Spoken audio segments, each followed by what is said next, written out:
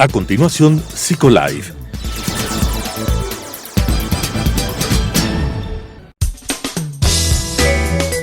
Clasificación A. Apto para todo público.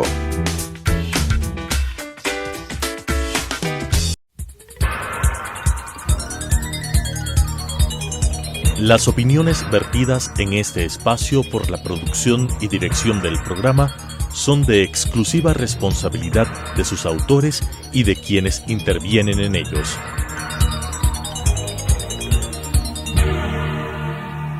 Telesucesos Canal 29 UHF presenta Psicolife, un programa creado para hablar de psicología desde una vertiente científica pero amena con la conducción de la doctora Elizabeth Montenegro. Psicolife. Cada 4 años ocurre un hecho en el mundo que parecería que detiene cualquier otro tipo de noticias. Y todas las noticias de los diferentes países alrededor del mundo se centran en un solo tópico: el fútbol, el espectáculo futbolístico que une al mundo a través del mundial. Este mundial lo vivimos hoy en el mes de noviembre. Y a lo largo de esta serie de programas de Psicolife, nosotros queremos ir analizando por qué el fútbol se considera una pasión de multitudes. Nos lleva a preguntar sobre el poder masivo que tiene un deporte que paraliza ciudades, conmueve hasta el llanto, enciende la pasión de multitudes y termina contagiando a todos.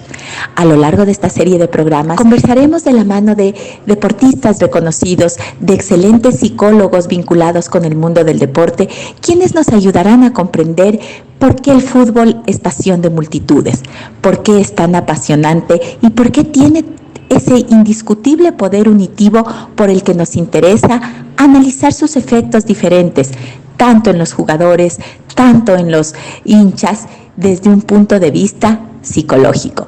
Bienvenidos y bienvenidas. Amigos de Psicolife, bienvenidos a esta nueva edición de su programa. Y en el mes de noviembre vamos a hablar un tema que realmente apasiona a muchísimas personas, y es el tema del fútbol. Ustedes saben que estamos a puertitas de iniciar el mundial. También en nuestro país tenemos el campeonato nacional, que también ha generado muchísimas pasiones entre los aficionados, y creo que es importante que tratemos de entender qué mueve a los deportistas, qué mueve a esa hinchada para que tengan esas emociones tan marcadas durante los partidos de fútbol y también ese amor tan grande por sus equipos. Y qué mejor que para hablar de este tema con un invitado de Argentina. Ustedes saben que Argentina es especialmente fanático en el fútbol, tiene muchos adeptos en ese sentido y es un ícono también en Latinoamérica en lo que tiene que ver con este deporte. Entonces hoy quiero hablar de esto con nuestro invitado. Él es César Palmieri, es licenciado en psicología, es psicólogo clínico con orientación cognitivo-conductual, psicólogo deportivo, tiene una certificación en neurociencias y entrenamiento, tiene una especialización en psicología aplicada al fútbol y es entrenador de fútbol ATFA. Además tiene una vasta experiencia en este ámbito deportivo. Es psicólogo de la primera división del Club Atlético Unión de Santa Fe del fútbol argentino. También es coordinador del Departamento de Psicología del Club Atlético Unión de Santa Fe Fútbol Amateur. También es psicólogo de deportistas profesionales y amateurs de diferentes disciplinas. Es creador y coordinador del programa Los Valores del Fútbol Liga Esperancina, orador de charlas TEDx, cursos y congresos nacionales e internacionales, y es entrenador y exjugador de fútbol en la Liga Semiprofesional. Y ahora lo tenemos aquí en Psicolife para hablar sobre este tema. César, bienvenido a Psicolife y un saludo desde Ecuador también. Gracias, Elizabeth. Gracias por la invitación. Un placer estar acá charlando un poco de psicología y deporte. Así es. César, el fútbol se inició en Inglaterra más o menos en el siglo XVIII.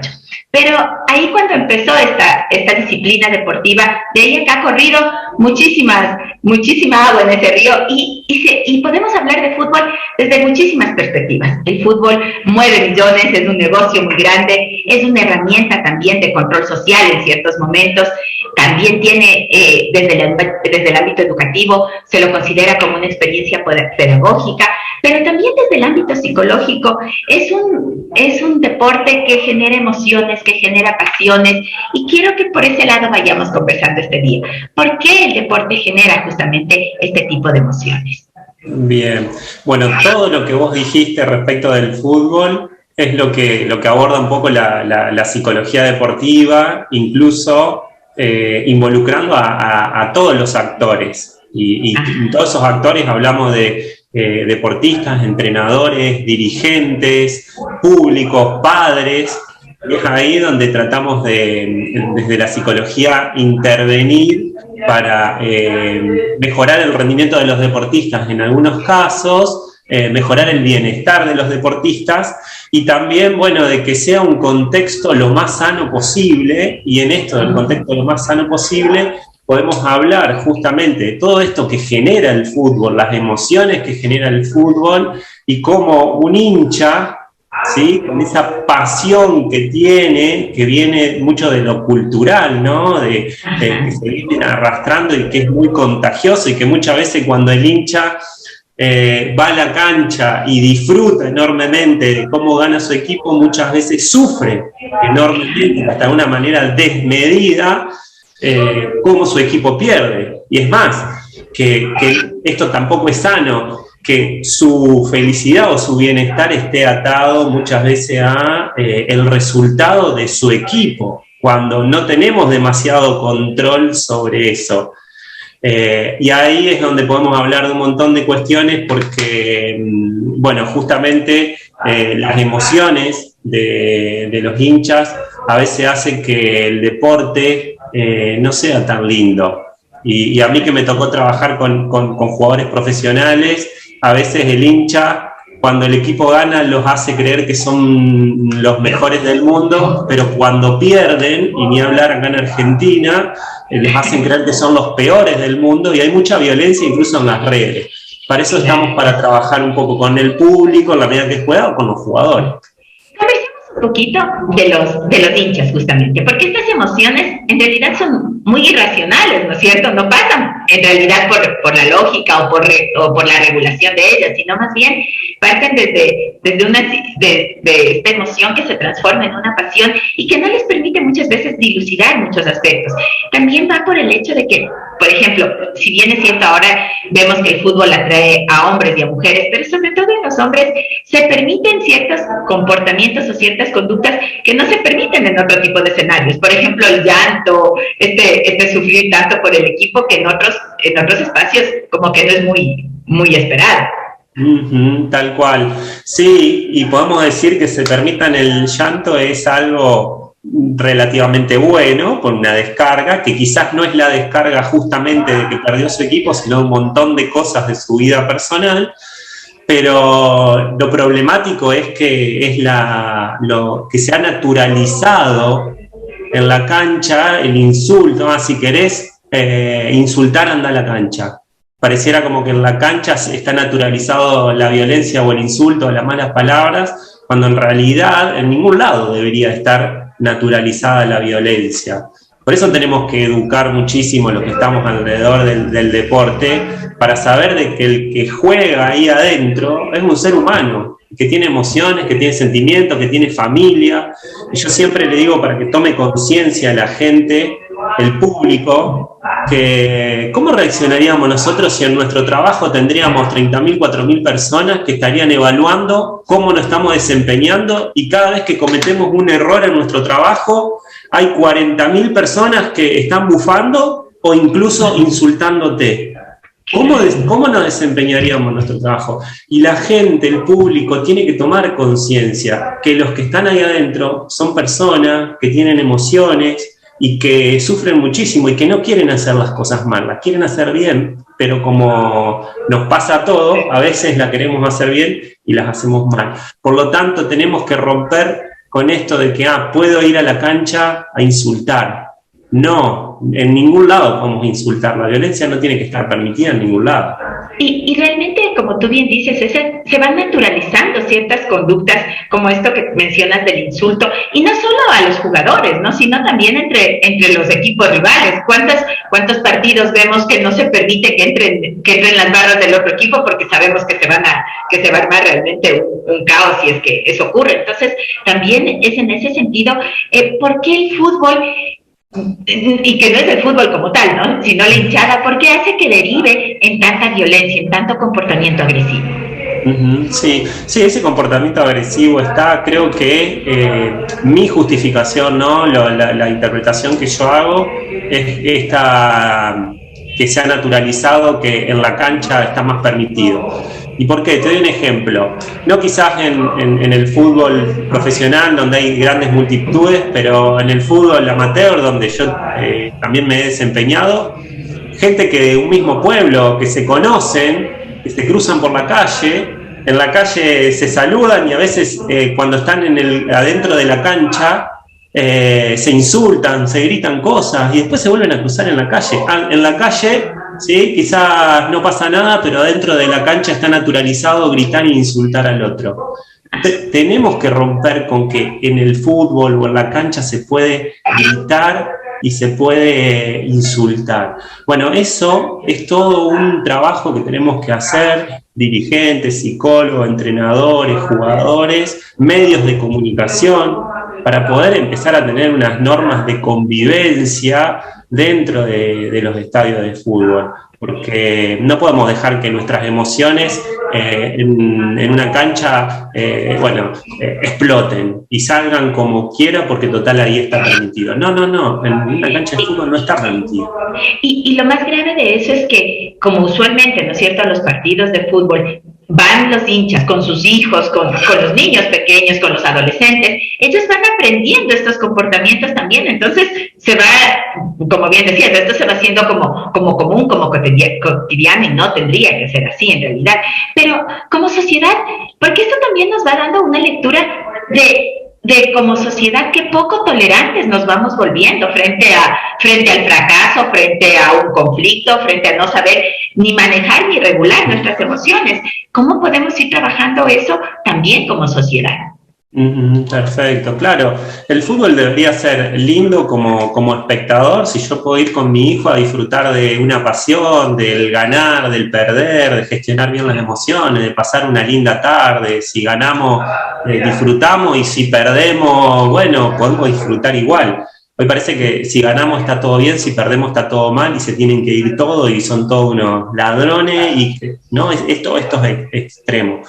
Por lo tanto, como espectadores está bueno, y ni hablar si hay niños, ser modelos, y ir a la cancha a alentar, pero también lo interesante es bancar en las malas y ayudar a corregir los errores y ayudar a enseñar a tolerar la frustración de que mi equipo hoy no perdió y no por eso estoy un día sin hablar en mi casa.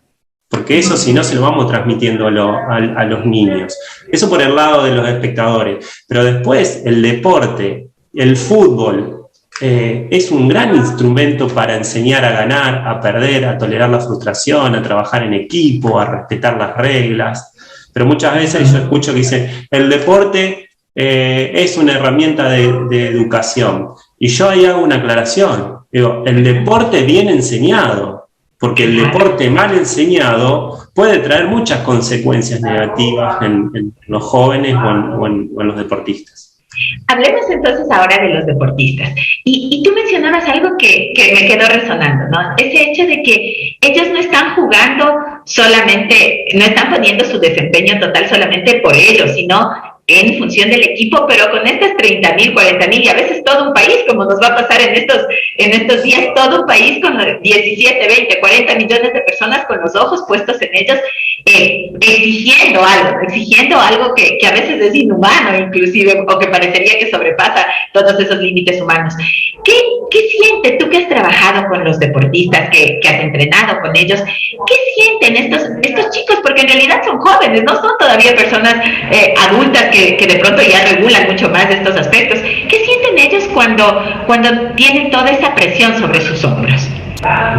Bien, justamente eso, miedo al error, miedo a perder, miedo a equivocarse, miedo a defraudar. Realmente, obviamente que todos enfrentan la situación o el desafío de formas diferentes, y a veces no es lo mismo un jugador con mucha más experiencia que otros que son más jóvenes. Pero después los mensajes del hincha, de los medios de comunicación, les hace creer hasta a veces que la felicidad de un país depende de ustedes. Eso es una mochila muy pesada. Claro que sí. Y acá es donde a veces yo, esto lo hablo con los cuerpos técnicos, y siempre le digo, el jugador tiene que entender que lo vamos a querer si gana y si pierde. Y entonces, y con el público, que obviamente es difícil transmitirlo a esto, si nosotros queremos que los jugadores rindan más, ellos tienen que saber que nosotros lo vamos a querer, en las buenas, pero también en las malas. Entonces le sacamos mucha presión.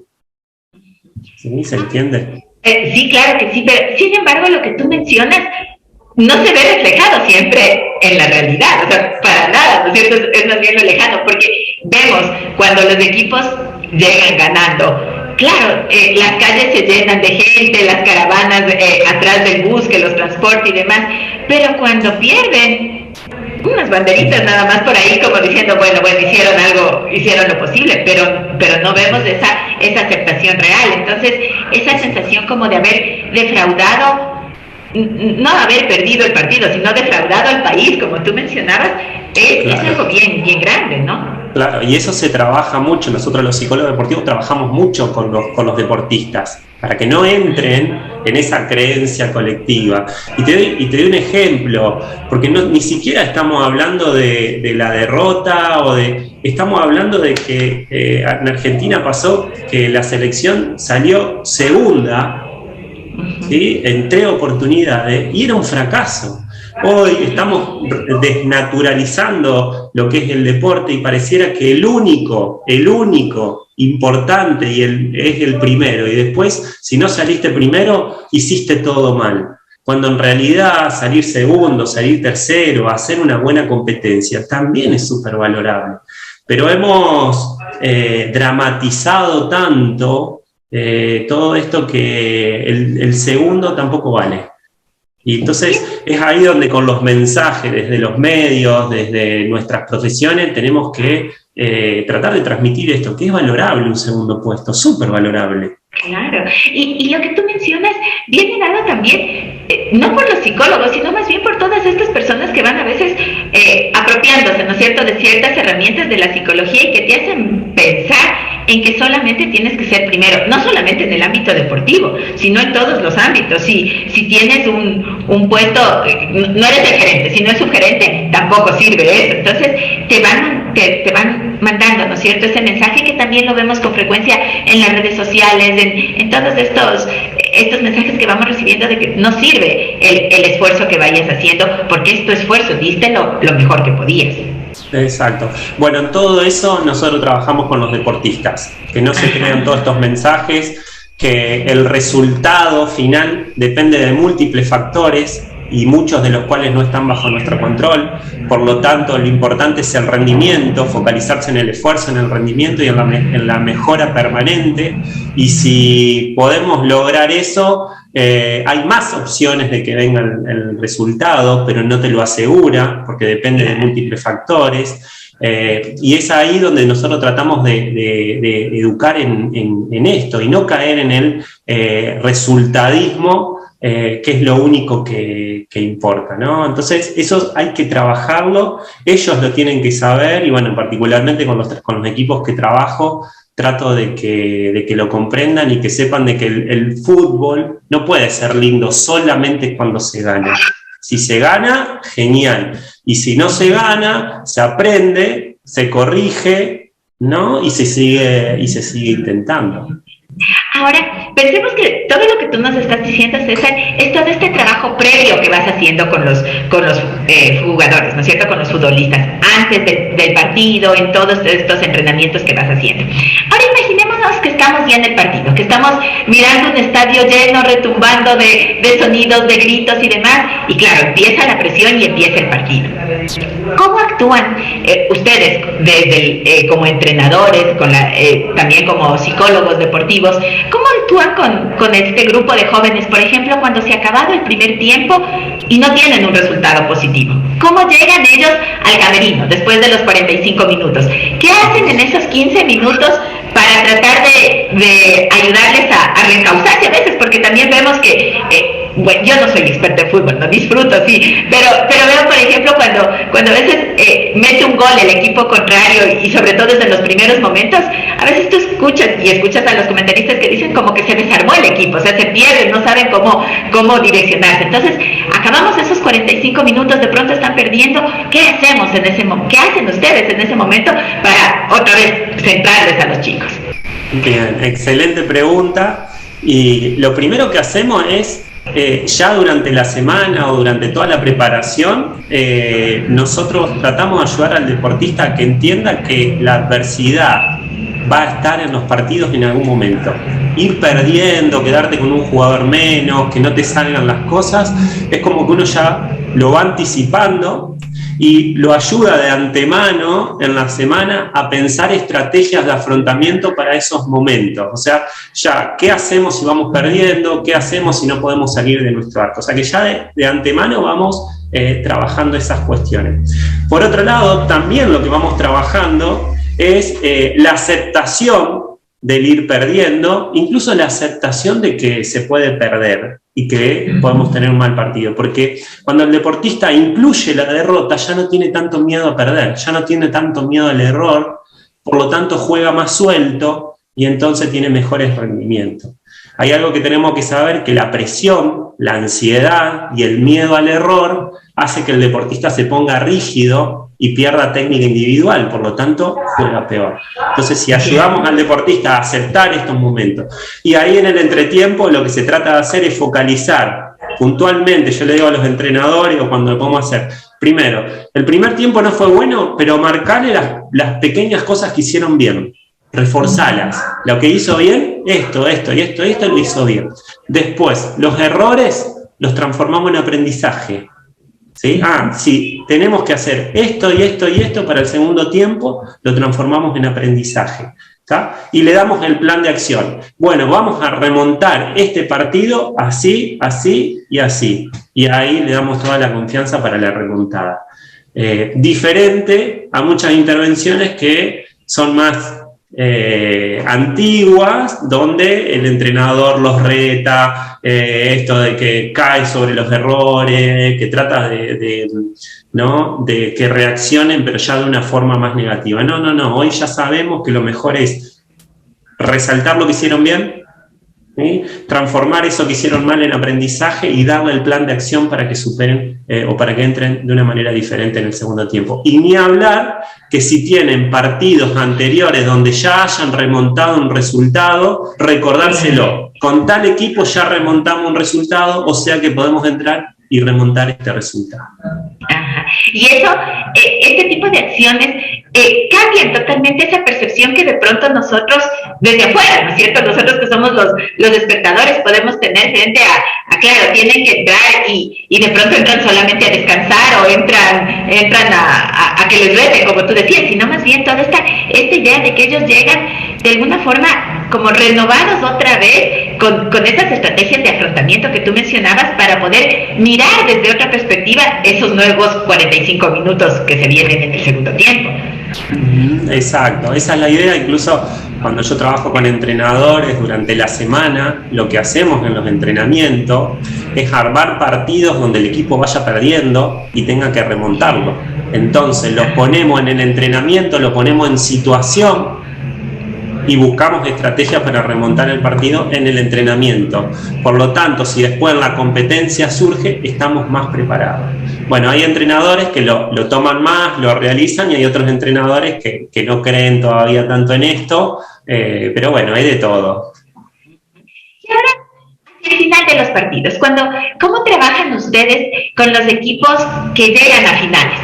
A las finales de los campeonatos, por ejemplo, o ahora nuestros equipos que van, tanto Argentina como Ecuador, que están en el Mundial, que van a empezar a jugar. Yo sé que no es una final, pero el tratar de pasar, ¿no es cierto?, a la siguiente ronda, el tratar de ir dejando a los equipos en medio, es como jugarse finales chiquitas, porque están jugando algo grande para pasar a las siguientes rondas. ¿Cómo enfrentan esos partidos decisivos, o sea, esos partidos en donde ganas la copa, o esos partidos donde tienes del cual depende el que pases al siguiente nivel? Bien, yo creo que el error más grande que se comete es motivar. Porque justamente el hincha, los entrenadores, los profes, todos los que lo rodean, están todos motivados. Y entonces quieren motivar a los jugadores con carteles, quieren motivar a los jugadores con frases. Y la realidad es que en un mundial, en una final, en un clásico, la motivación ya está. Si seguimos motivando, podemos generar presión. Por lo tanto, en estas instancias no es necesario motivar, excepto en casos muy, muy puntuales, pero no es necesario motivar. Las intervenciones deben estar orientadas a mejorar la confianza y a reducir la presión de tener que ganar sí o sí. ¿Cómo se reduce la presión? Es rompiendo el hay que ganar sí o sí, y es hay que tratar de ganar, o mejor si ganamos, pero no podemos manejar el futuro, no podemos manejar el rendimiento del rival, no podemos manejar el rendimiento del árbitro y no podemos manejar alguna cuota de azar. Por lo tanto, lo que tratamos de hacer es focalizar a los deportistas en el rendimiento, se llaman objetivos de tarea. Si nosotros hacemos, ejemplo, un equipo corto, si atacamos por bandas, si achicamos en defensa y hacemos esto y esto y esto, que está bajo nuestro pleno control, ¿sí?, vamos a tener más chance de ganar, pero sabemos que no lo asegura. Lo focalizamos en el rendimiento propio, ¿sí?, y no únicamente en el ganar sí o sí, porque el ganar sí o sí genera mucha presión, mucha ansiedad, y eso baja el rendimiento, genera mucho miedo al error y terminamos jugando peor y teniendo más chances de perder. Y llegamos al final, llegamos a los resultados, y definitivamente en el resultado del partido, casi siempre, ¿no es cierto?, tiene que haber un ganador y un perdedor. ¿Cómo manejamos ambos lados? Porque cuando ganan los chicos, si bien es cierto, está toda la euforia y esa emoción de afuera, pero ese partido no es el último.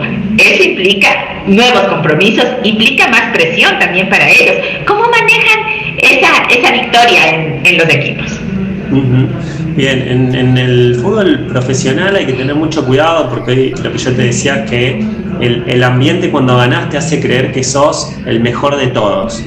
¿Sí? Y a veces yo digo que el ambiente del fútbol los pone en una burbuja donde el deportista cree que es un rey y todo el mundo lo alaba y todo el mundo le festeja. Y entonces cuando están en esa burbuja hay que ayudarlos a tener los pies sobre la tierra, porque esa burbuja se termina también en algún momento. Claro. Y ahora que yo decía cualquier cosa y todos me la festejan, ahora que iba a un restaurante y me hacen pasar primero, voy al banco, me hacen pasar primero, algún día eso se termina. Por lo tanto, y la caída puede ser en picada. Y la caída es muy en picada y lastima mucho. Por eso hay que ayudarlo a que en las victorias y en los mejores momentos mantengan los pies sobre la tierra, y que en las derrotas, donde la gente los denigra, porque hoy con las redes sociales realmente sufren violencia los futbolistas, ahí también en la derrota ayudarlos. Ni en la victoria son los mejores del mundo, ni en la derrota son los peores del mundo. Entonces hay que ayudarlo al deportista a que sepa que en el deporte se gana, se pierde, y que el tema es el crecimiento personal. Yo, con mis deportistas que trabajo en consultorio, en los equipos donde trabajo, yo siempre le digo a los deportistas, el fin de semana gana sí o sí. ¿Por qué? Porque si se da el resultado, ¿sí?, mejor. Y si no se da el resultado, aprendí, crecí, agarré los errores para un crecimiento personal. O sea que voy a obtener algún beneficio de una u otra forma. Y incluimos la derrota. Yo siempre digo que los mejores deportistas y los mejores equipos son aquellos que tienen en su repertorio incluida la derrota. Saben que pueden perder y ya no le tienen tanto miedo al error, ya no le tienen tanto miedo a la derrota. Y así juegan más sueltos, juegan mejor y obtienen mejores resultados. Y César, obviamente, ¿no es cierto?, el fútbol es un trabajo en equipo y se ve eso en la cancha, pero también sabemos que hay estas particularidades de estos jugadores que destacan más sobre otros y que muchas veces tienen una presión muy grande, porque es como que todo el equipo se descarga en él y toda la presión de alrededor va solamente en él. Entonces, en su caso, por ejemplo, es Messi, a veces no es el equipo de Argentina, sino es Messi, y en Ecuador también tenemos figuras así. Entonces, ¿cómo manejar eso también para que ese joven, muchas veces, como habíamos dicho, son jovencitos todavía que están en este proceso de formación, sienten ese peso tan fuerte, y cómo enfrentarlo todo eso también con sus compañeros? Claro. Primero lo que hay que hacer siempre es una lectura, si a ese jugador realmente le es un peso o no. Hay algunos jugadores que llega un momento que les encanta eso y hasta los motiva y le da confianza. Por lo tanto hay que hacer una lectura si realmente lo está tomando como un peso o si puede ser una motivación. Si hacemos la lectura de que es un peso, a partir de ahí se empieza a trabajar con ese jugador para que pueda interpretar de que, bueno, es un jugador importante, pero que en un equipo de fútbol las responsabilidades son compartidas y que él no puede hacer todo. Él puede aportar bastante, pero no puede hacer todo. O sea que se trabaja con él y se trabaja en la medida de lo posible con los compañeros para que también asuman más responsabilidad de los compañeros, porque en un equipo todos tienen responsabilidades y asumir esas responsabilidades en conjunto hace de que trabajemos más en equipo y que no todo caiga sobre el peso sobre un jugador. Así que es un trabajo que hay que ir haciendo en la semana con ese deportista, pero también mucho con los compañeros y con el entrenador, para que el entrenador tampoco haga caer toda la presión sobre ese jugador si sabemos que puede ser perjudicial. Y terminemos hablando del entrenador justamente. ¿Cuál es el rol del entrenador en ese desempeño de su equipo y en el trabajo que van haciendo con ellos? Yo sé que el cuerpo técnico tiene un rol importante, pero como que el entrenador es pieza clave, ¿no?, en ese proceso. Es clave, y yo siempre digo que por mejor trabajo psicológico que nosotros podamos hacer sobre los deportistas, el entrenador con una frase puede destruir todo lo que nosotros construimos. ¿Por qué? Porque la palabra del entrenador tiene un peso sobre la psicología del deportista que es mucho. Por lo tanto, yo puedo trabajar la confianza de un deportista y hagamos de cuenta que no puedo hablar con el entrenador porque el entrenador no quiere hablar conmigo, no interesa tanto la psicología. Entonces trabajamos los recursos de ese deportista, que pueda observar sus virtudes, sus cualidades, sus logros, qué puede hacer bien, qué tiene que mejorar. El deportista mejora su confianza en base a evidencias propias, pero después viene el entrenador y en una charla lo único que hace es marcarle los errores, lo que no hizo bien, criticarlo en exceso, gritarle delante de todos. Entonces, todo lo que uno construye por un lado, la palabra del entrenador, si no está ayornado a la psicología y no está trabajando en conjunto con el psicólogo, lo puede derrumbar en un ratito. Por eso que los entrenadores también, en la medida que puedan, cuenten con un psicólogo deportivo, va a ayudar muchísimo. Y si no lo pueden contar con un psicólogo deportivo, que puedan al menos conocer de la psicología o asesorarse para no realizar estas intervenciones que ellos creen que son buenas, pero después, yo siempre le digo, son puñaladas a la confianza del deportista. En cambio de mejorarlo, ¿sí?, lo estás debilitando. Muchas veces pasa con los entrenadores que con las mejores intenciones, yo siempre digo, están en la cancha o están en el partido y lo único que hacen es gritarle, y le gritan y le marcan el error. El deportista ya sabe que se equivocó y encima le volvemos a remarcar el error y lo dejamos expuesto delante de todo. No corregimos nada, solamente dijimos, se descargó el entrenador y no solucionamos nada. Y encima le dimos una puñalada a la confianza. Es ahí donde yo le digo, ¿sí?, si podemos corregir en privado mejor, y si no, no marcamos el error, marcamos la solución. Entonces, si marcamos la solución o marcamos el aprendizaje y además valoramos al deportista, algo, el intento o algo de lo que está haciendo bien, no estamos debilitando la confianza, estamos corrigiendo, el deportista mejora, ¿sí?, el equipo mejora. Pero bueno, esas pequeñas intervenciones de los entrenadores las tienen que conocer y bueno, hay que ayornarse un poco con la psicología. Claro que sí. César, qué interesante todo lo que hemos conversado, y yo creo que a todo el público, ¿no es cierto?, que no somos expertos en eso, que disfrutamos nada más el ver los partidos, nos has dado una visión tan importante, el ver que hay más allá de lo que observamos en la cancha, de los jugadores que están en cada equipo corriendo, ¿no es cierto?, durante ese tiempo. Todo esto que nos has mostrado, creo que nos deja dos grandes lecciones. Por un lado, el educar como a los hinchas, el educar como sociedad hacia no permitir y no naturalizar la violencia en los estadios, ni siquiera con las malas palabras, con los insultos y con las agresiones, ni hacia los jugadores, ni tampoco hacia los hinchas del otro equipo. Y esta otra visión que nos has dado también de mirar a los futbolistas, de mirar a los jugadores como seres humanos que están viviendo también un proceso de aprendizaje, de crecimiento, que también sufren con sus derrotas, que también se emocionan con sus victorias y que están en un proceso de acompañamiento permanente para poder ir equilibrando esos procesos. Y eso creo que es algo valiosísimo. Pero no quiero terminar el programa, César, sin que nos cuentes sobre un proyecto que está listito para salir, que tú tienes y que te comprometo para los próximos programas de los siguientes meses que nos lo compartas también. Sí, bien, bueno, sí, el proyecto es que estoy dando cierre ya a la impresión de un libro que justamente se llama Entrenar la mente y que es un manual con más de 100 ejercicios para entrenar las habilidades mentales del deportista. Yo siempre cuento que cuando jugaba al fútbol muchas veces me decían que tenía que tener más confianza o que tenía que estar más concentrado. Uno salía a la cancha pero nunca me dijeron cómo. Entonces, a partir de ahí, incluso lo observo en los entrenadores que le dicen tenés que estar más concentrado, tenés que tener más confianza, pero no les enseñamos cómo.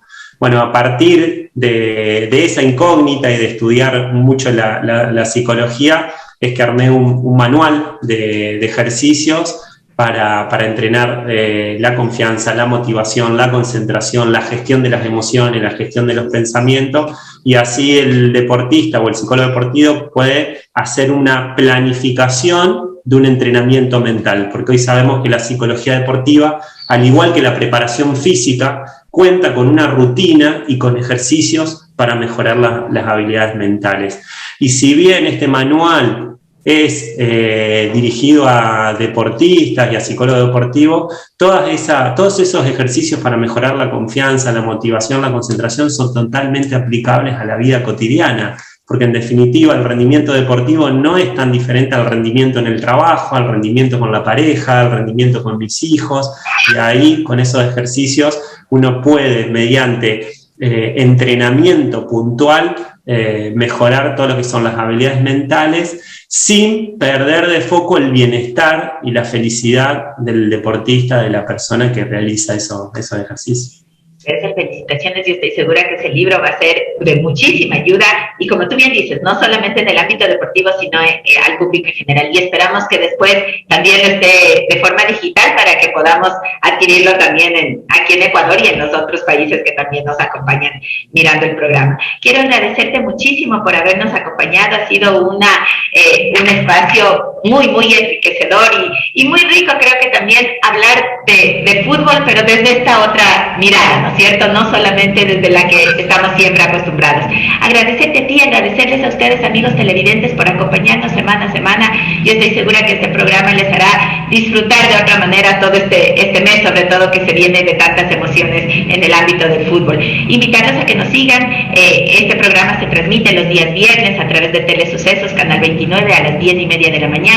Se repetiza también los días domingos a las 9 de la mañana, y también a que nos sigan a través de nuestras redes sociales en Facebook y en Instagram por Psicolife EC, y compartir este programa en YouTube por Telesucesos Psicolife. Nos vemos la próxima semana. Gracias, César.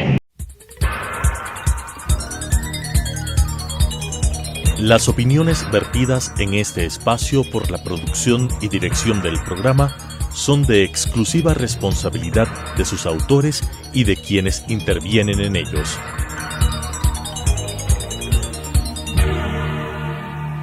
Telesucesos Canal 29 UHF presentó Psicolife, un programa creado para hablar de psicología desde una vertiente científica pero amena, con la conducción de la doctora Elizabeth Montenegro. Psicolife